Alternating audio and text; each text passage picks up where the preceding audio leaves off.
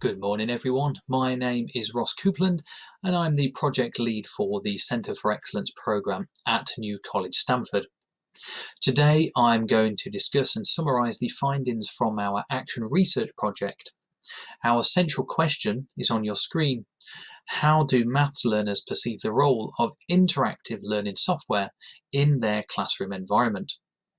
This project is a culmination of work across several sites. So from the outset, I'd like to thank Rob from City College Peterborough, Tim from the College of West Anglia, Paul from Grantham College, and Jazz from Peterborough Regional College for their collaboration and support in this project.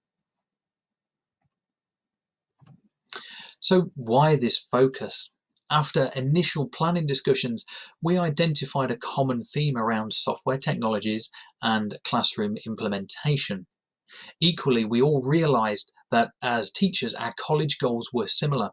We really wanted to enhance the student learning experience. Another shared goal was that we wanted to experiment with blended learning approaches in a more regimented and planned manner, and we wanted to engage students in maths via alternative media. However, as I'm sure you are aware, the market is very much saturated with software claiming to provide a unique and empowering learning experience.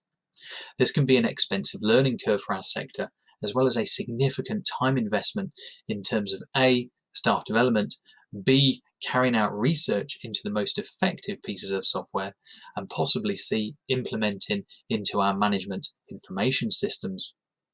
What this project allowed us to do was to review software, gather student feedback, and identify a roadmap for the coming months. Popping up on your screen now is just an example of the many types of software already available that are aimed at teachers, students, parents. It can be a very confusing industry to carry out initial research, and as discussed, it can be quite costly, though quite a few of these pieces of software offer free trials. Sometimes that's very much time limited or limited in terms of access. You perhaps don't get to see the whole platform, so it can be a challenge identifying which one is the most suitable for your unique cohort of learners. As part of trying to find a foundation and setting out our journey over the coming months, we did carry out some preliminary reading. It did provide a really good opportunity for the team to further identify common ground and review published reports that would support our research planning. Common themes were identified, including the emphasis that the software needs to be an active piece of software. None of us were looking for a passive experience, such as simply watching video clips. Equally, our reading around the topic implied that on the whole, students were willing to engage in new experiences in maths. Certainly being digital natives, they do tend to respond positively to new ways of learning. Indeed, as Radovic, Maric and Passy highlight in their study, effective integration can offer new ways of thinking about mathematical learning to students. Yet on the other hand, as Benning, Linsell and Ingram put forward in their study, they urge caution. Without the sufficient knowledge, skills or time, effective maths software implementation is an ideal that can be complex to attain. As you can see from our methodology, once we identified our working time frame, which was January to March 2020, our plans started to click into place. What we wanted to do as a team was we had to be confident in our utilization of the software and ensure that it was embedded into lessons effectively in order to elicit valuable responses from students. As a result, September 2019 to December 2019 was used to upskill our own understanding of the software packages available. And as you can see on your screen, various software was used throughout this project. The Moodle platform was used with self-made quizzes and assessments. MyMaths, eMaths Master and MathsWatch were also used as the main pieces of software that we were trialing. The end goal, however, remained the same. What we were looking to aim for was that we were hoping to get data that would allow us to implement key changes to our scheme of learning and future lesson planning.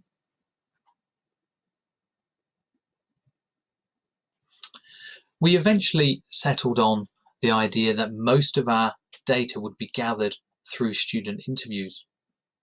This process itself was quite difficult. The question set that's in front of you underwent a lot of revisions and quite a lot of evaluation, with a lot of support from the action research training events that took place throughout this academic year. What we were attempting to do was maximize the quality of response from our 50 randomly selected students. 10 students from each college were randomly chosen and asked to take part in these interviews. The questions, as you can see, promote an open response to students that engage well, but it also offers a scaffold for those that perhaps don't have the confidence to elicit a longer discussion. So once we finally settled on these 5 questions, we felt it was actually really straightforward in terms of engaging our students and asking these questions. The time frame did change. These interviews were carried out from January 2020 to March 2020.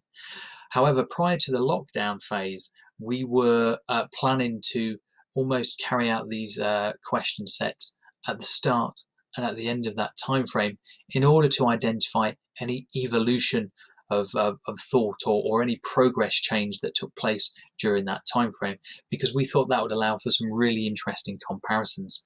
However, due to the lockdown and the coronavirus outbreak, this proved much more challenging, but we were successful in obtaining a data set of 50 responses.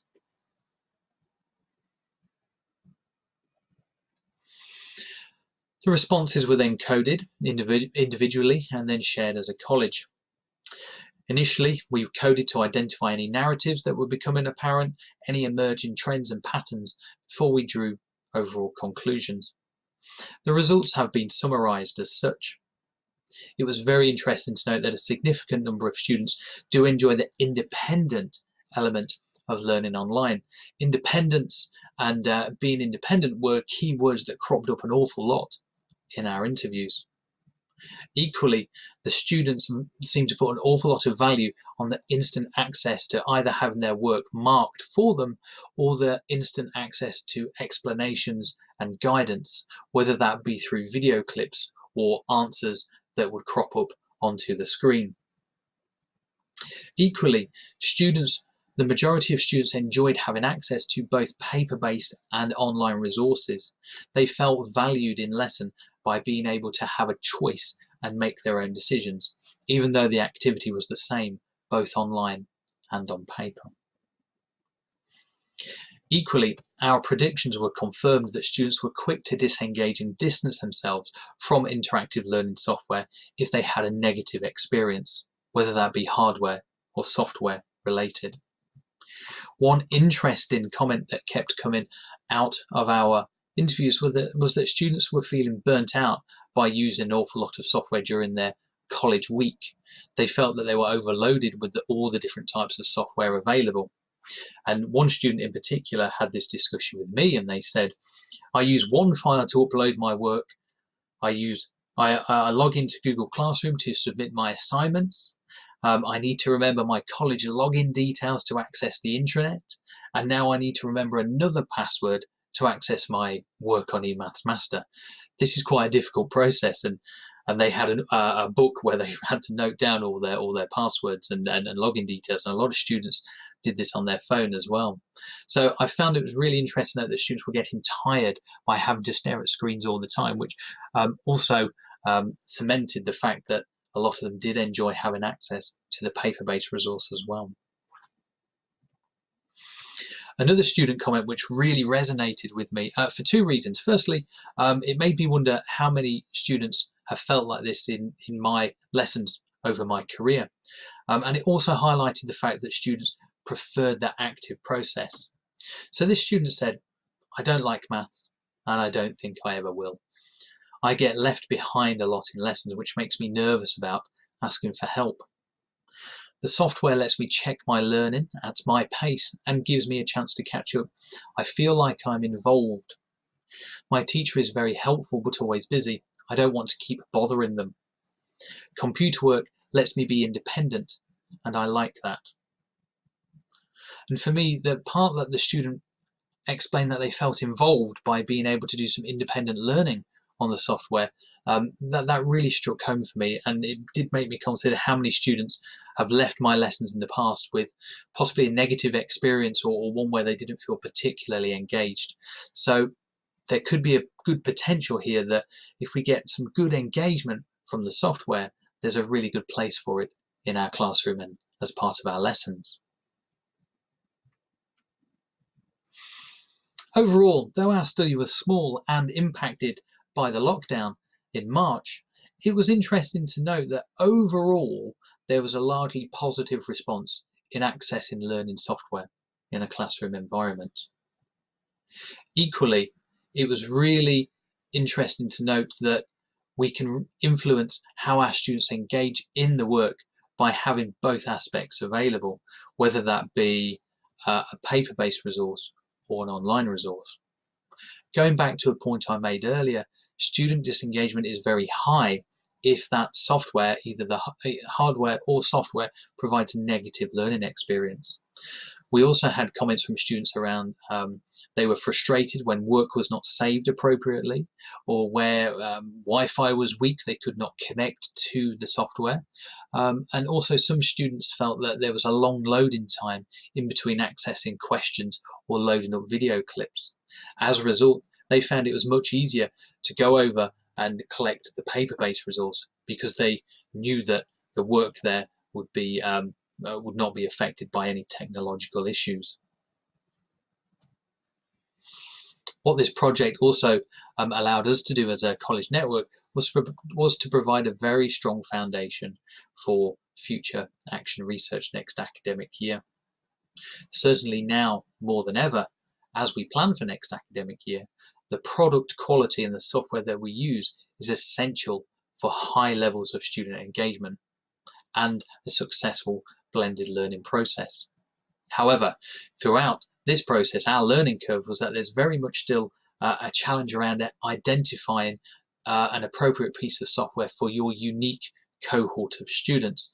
The market itself, as you saw earlier, is still large and complex, and a significant time investment is required to upskill teachers, to share and deploy with students effectively, and even integrate successfully into our management information systems.